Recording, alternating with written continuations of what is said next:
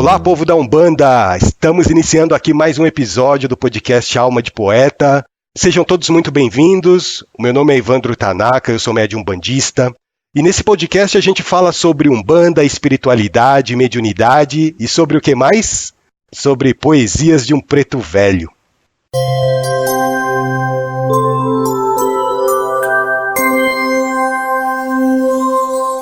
E hoje eu tenho a alegria de receber aqui no podcast mais um irmão de fé, uma pessoa que se dedica a Umbanda, que trabalha a sua mediunidade para levar a caridade a quem precisa, para ajudar outras pessoas que procuram ajuda no terreiro, uma pessoa por quem eu tenho verdadeira admiração. Seja muito bem-vindo, Sandro, ao nosso podcast. Eu estou muito feliz com a sua presença aqui e eu tenho certeza que essa nossa conversa, esse nosso bate-papo vai ser bem legal. Eu espero que nós possamos levar um pouco mais de conhecimento, né, para quem nos ouve, para quem quer saber um pouco mais sobre essa religião maravilhosa que nós resolvemos seguir, porque a proposta inicial, a proposta principal do nosso podcast é essa, né? É desmistificar a Umbanda, levar conhecimento, levar esclarecimento para as pessoas que nos ouvem. Então seja muito bem-vindo, Sandro. Eu que agradeço, boa noite a todos que te acompanham. Sei que tem muita gente interessada em saber muito sobre a Umbanda, sobre espiritismo, sobre essa luz divina que nos cerca, né? E agradeço o convite e estou aqui à disposição do que precisar, né? Meu conhecimento perante muita gente é pouco, mas eu tenho minha experiência própria, da onde eu, desde pequeno, tive essa energia perto de mim e só depois de muitos anos, né, eu resolvi aceitar, né, e me enfiar de cabeça, e eu estou muito bem hoje, viu? Que legal, Sandro. E fala uma coisa pra mim, quem que é o Sandro na fila do pão? O Sandro é uma pessoa que passou por dificuldades, uma pessoa que, mesmo com essas dificuldades, sempre está lá batalhando, nunca desistiu, e sempre teve essa questão espiritual perto de mim, e que, no caso, como eu já falei, descobri agora, faz 4 anos que eu desenvolvi, faz 4 anos que eu me batizei, tudo aconteceu de uma vez só. E nesse período, quem é esse Sandro que está hoje aqui é totalmente diferente desde a infância, que sempre teve essas energias próximas, mas não entendia nunca o porquê de cada coisa que acontecia. Que legal, Sandro. E você disse que sente essas energias desde pequeno, né? Conta pra gente um pouco, como é que você conheceu a Umbanda, como que você entrou para essa religião, como que você entrou para trabalhar em terreiro? Fala pra gente como que foi esse início. Esse início foi interessante e foi assim, hoje eu tenho 47 anos de idade e aos 43, né, como já disse, 4 anos que eu me descobri na Umbanda. Mas isso começou quando eu tinha 10 anos de idade. Criança, a minha avó sempre trazia muito essa ligação com a espiritualidade, ela tinha sido já umbandista, católica, enfim. E ela me levava para uma senhora da Umbanda, que são aquelas senhoras benzedeiras. E ela me levava uma vez por semana, uma senhorinha que morava na rua de trás de onde eu ficava, né, de onde eu morava. E ela me benzia, uma arruda, né, e falava sempre assim coisas boas. E desde pequenininho ela falava assim, nossa, o seu neto ele tem um índio muito bonito, grande ao lado dele. E como a casa dela era cheia de imagens, ela me apontou, eu lembro até hoje, para a imagem de São Sebastião. E isso ficou na minha cabeça. Passados os anos, a gente vai crescendo, frequentei alguns terreiros, né, de Umbanda como consulentes, para tomar mesmo os passes, e sempre tinha aquelas vibrações energéticas que eu sentia, mas falando a verdade, falo para todo mundo, eu tinha muito medo, para não falar outra coisa aqui. Passar em frente de casas de Umbanda, casas religiosas, assim, com aquelas imagens de Exus, Preto Velhos, Zé Pilintras, tudo na frente, eu atravessava. Então tinha muito medo de tudo isso. E depois de adulto, fui no terreiro, sentia uma vibração muito forte mesmo, o qual era uma gira de Preto Velho. O Preto Velho, que estava no momento, pediu para que eu fechasse os olhos, né, meditasse, pensasse numa imagem. E aí, quando eu me senti desmaiando, eu me sacudi assim e falei, não é para mim agora. E fui embora. E aí, quando entrei nesse terreiro que eu estou hoje, fui aprendendo aos poucos, como consulente, como Cambone, e de repente estava eu lá incorporando minha primeira entidade. E nada mais, nada menos que a primeira entidade que eu incorporei foi um caboclo 7 flechas, da linha de Oxóssi. Eu, nesse período todo que eu estava indo de terreiro em terreiro, sempre falavam para mim, você tem cara de ser filho de Ogum. Até lembro uma vez que eu comprei uma imagem de Ogum e fiquei lá adorando como se fosse, né, filho de Ogum, sem saber nada, sem doutrina nenhuma. E depois, nesse terreiro que me descobri como o meu primeiro santo, né, meu primeiro índio, né, como se diz o caboclo mesmo, sendo o 7 flechas, sendo da linha de Oxóssi, eu vi que ele era o sincretismo de São Sebastião. Automaticamente gelou assim na hora, meu braço ficou com os pelos arrepiados, e eu lembrei da senhorinha quando eu tinha 10 anos de idade, que ela falava que eu tinha um índio muito bonito e que apontava sempre para São Sebastião. Aí juntei o quebra-cabeça.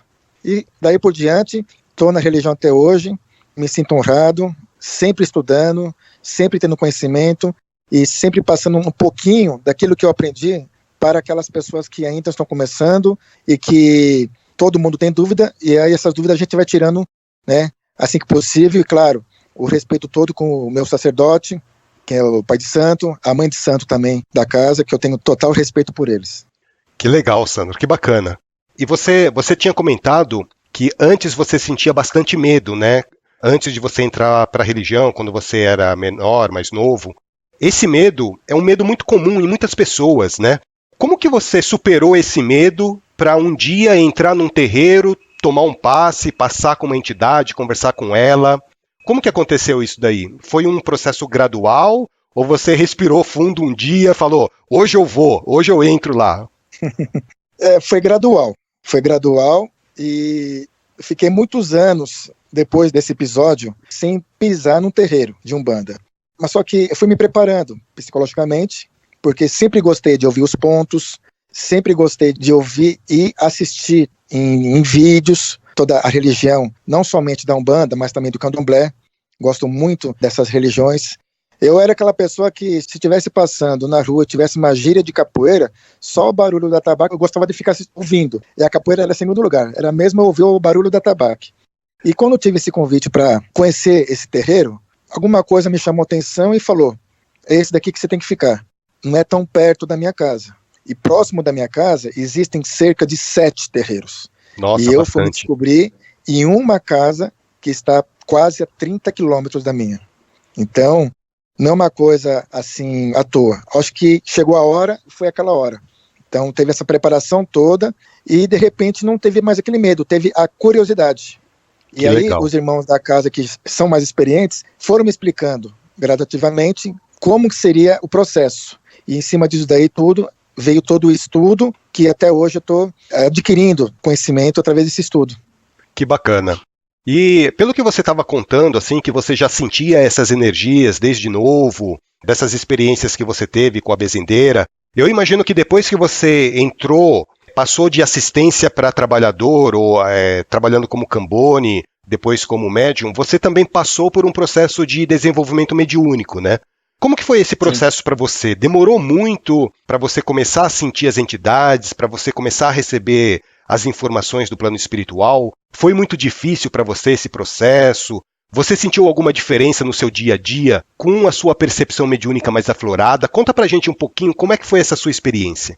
Então, como eu falei, desde criança, né, eu sempre senti essas vibrações, as energias. Tenho essa questão de ser sensitivo, de energias diversas da minha, ou até mesmo questões de clarividência. Acontece, mas é muito pouco, e não é a hora que eu quero, é a hora que alguém quer demonstrar alguma coisa, e sentimentos assim de acontecer algo também.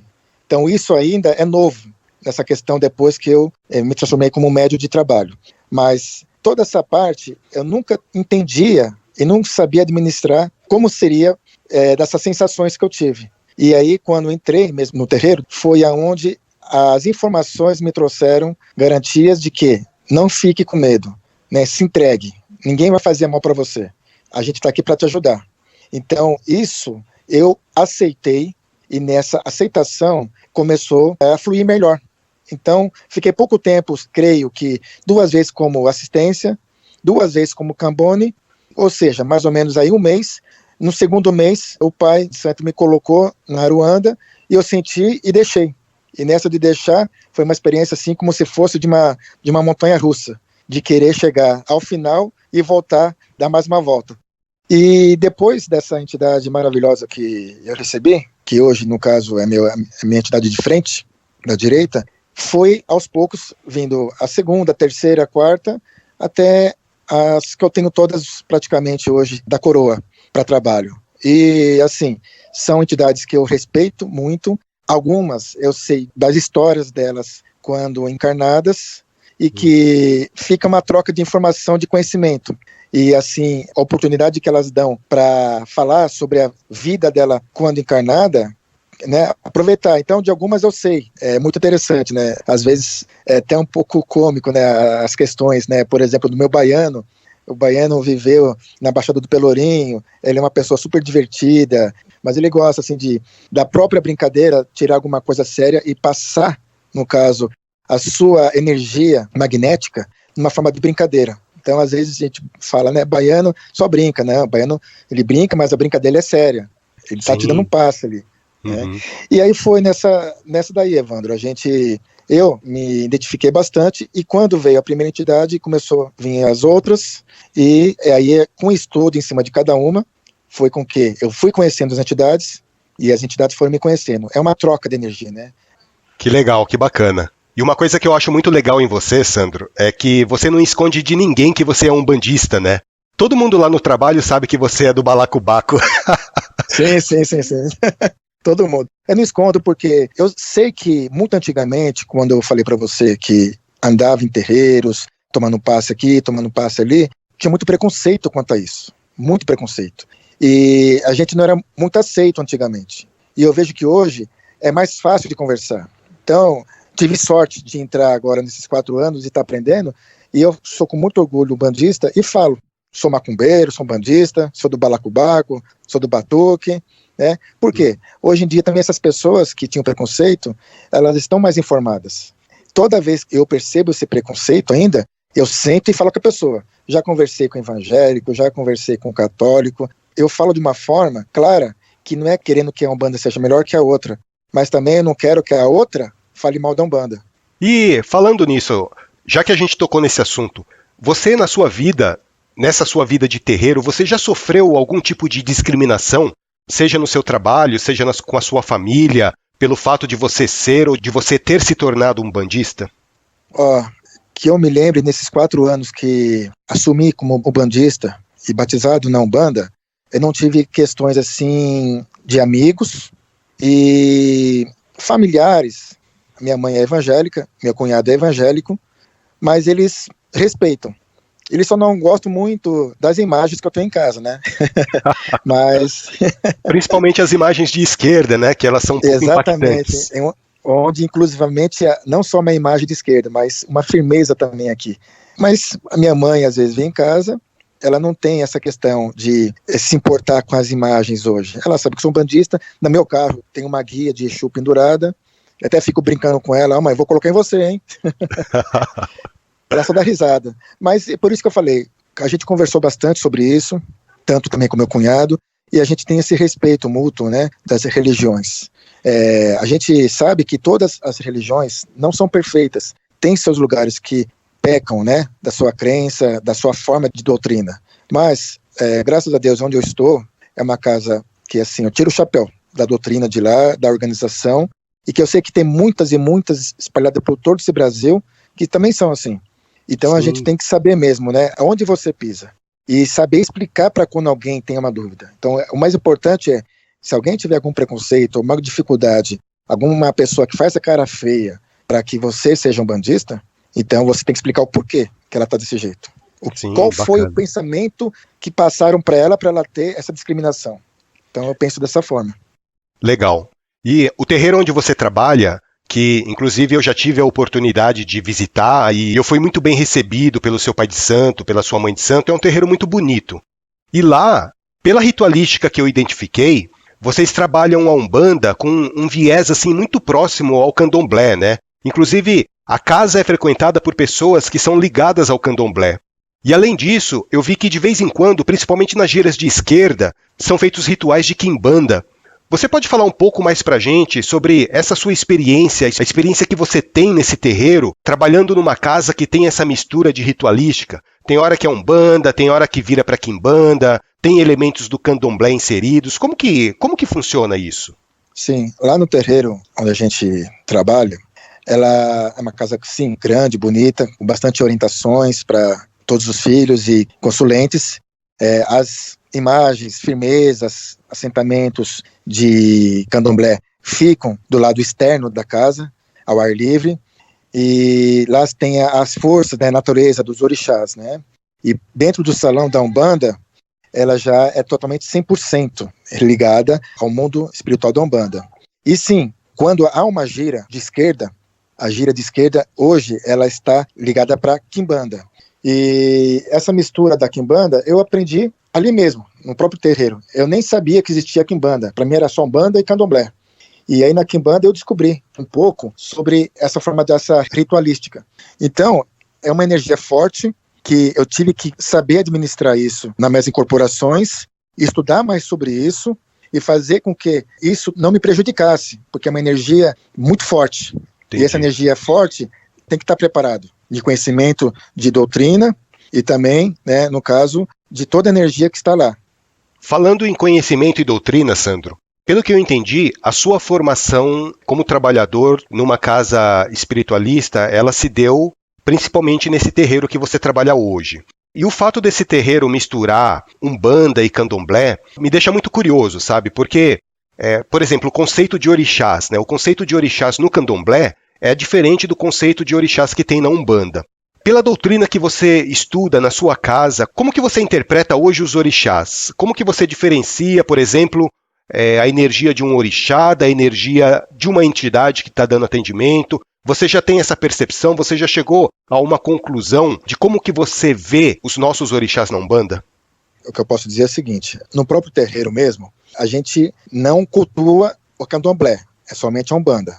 Tem os orixás que ficam na parte externa, como eu já falei. A gente, do início da gira, toca para as iabás, antes até de começar a própria gira, propriamente dita da Umbanda.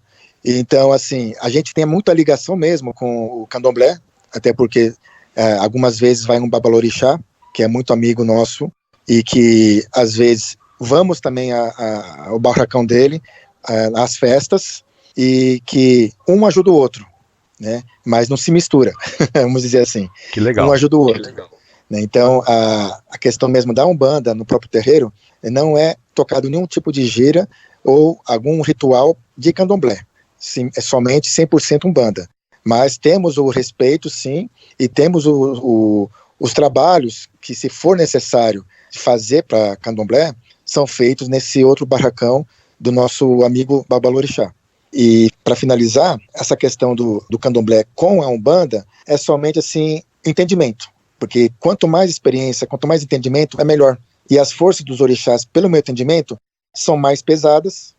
A gente lá não faz, como eu já disse, né, em relação, não toca para candomblé, mas sim, naquele momento inicial da gira, que toca alguns pontos para os orixás, a gente sente sim a mão quente, sente sim a gente vibrando, querendo dançar na forma de um orixá, mas não tem assim a incorporação, não tem nada. É somente sentir a energia dos orixás que estão nos guardando. Que bacana, muito legal, Sandro. E me fala uma coisa, mudando de assunto agora, no que a Umbanda mudou a sua vida?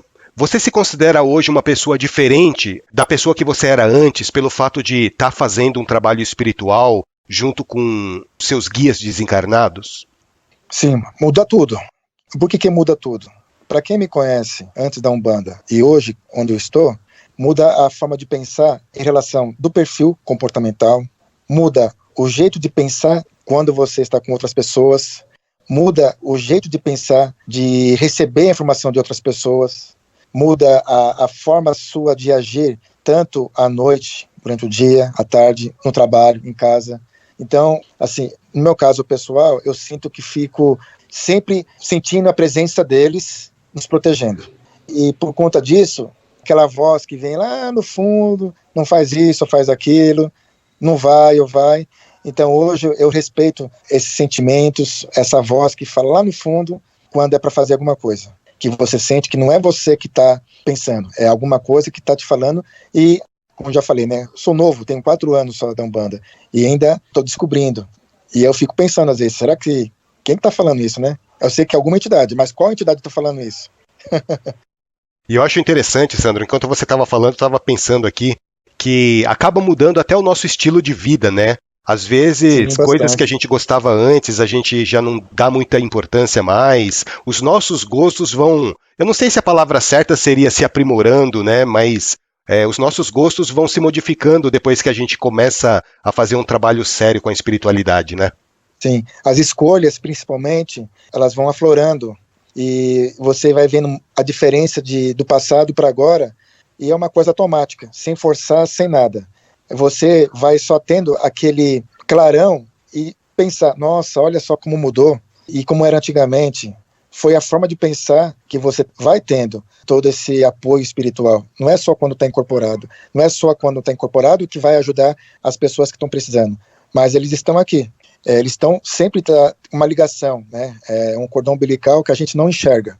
E aí você tem aquelas sensações. Claro, você não pode abandonar, mesmo não tá assim trabalhando naquela semana, mas sempre tem que estar lembrando deles também, né? Da mesma forma que eles estão sempre lembrando de você. Quanto mais você precisa, eles te lembram, te dão um alerta, né? Aí você cai a ficha assim e fala, putz, verdade.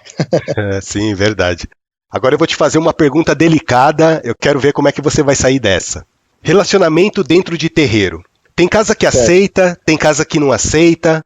Qual é a sua opinião a respeito disso? Você acha que um relacionamento amoroso entre médiuns da corrente, por exemplo, ou entre médiuns e cambones, pode atrapalhar a qualidade de um trabalho espiritual? Eu acho que tudo depende. Por quê?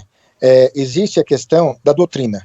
Então, eu não assim vou criticar casa que aceita e casa que não aceita. Eu falo pela forma que eu penso, que eu vejo, que não tem assim nenhuma restrição, basta que os pais de santo estejam sempre cientes do que está acontecendo e que não esteja fazendo algo que prejudique a casa, prejudique o outro colega, o irmão de santo, prejudique até a pessoa que está sendo envolvida. Então, assim, que tenha uma conversa sempre com o pai para saber qual a opinião dele.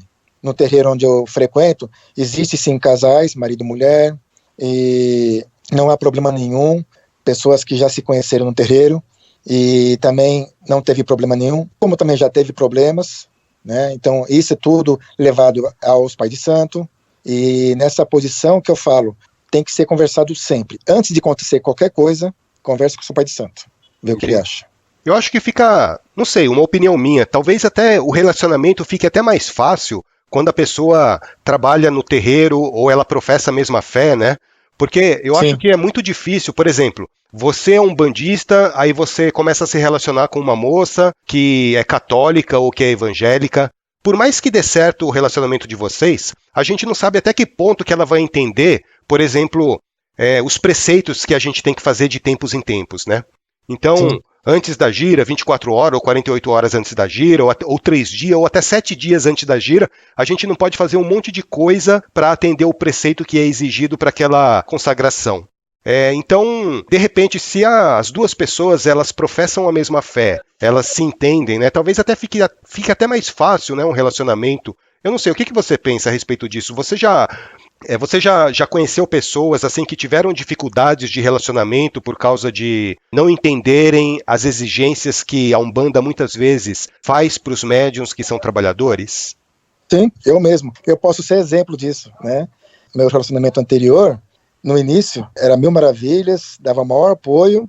Isso, eu digo com propriedade, por conta de conhecer essa pessoa que estava comigo antigamente e estava reatando o nosso relacionamento. Então, depois de um tempo, eu percebi que tudo aquilo lá era somente para me reaproximar dela.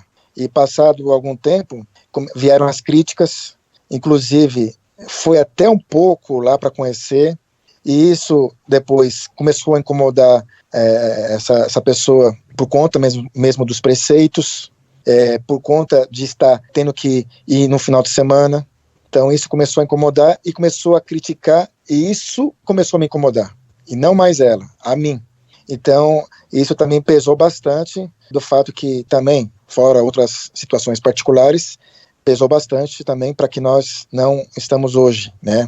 Já aproveitando, entrando nesse assunto, a pessoa que está comigo hoje já me conheceu assim, sabe as minhas obrigações, me apoia, ela é espírita de Kardec, da linha de Mesa Branca, me apoia bastante, gosta, tem um pezinho lá, mas ainda não se assumiu, mas ela gosta bastante. Não tira a guia dela de Exu da mão esquerda nem para banho.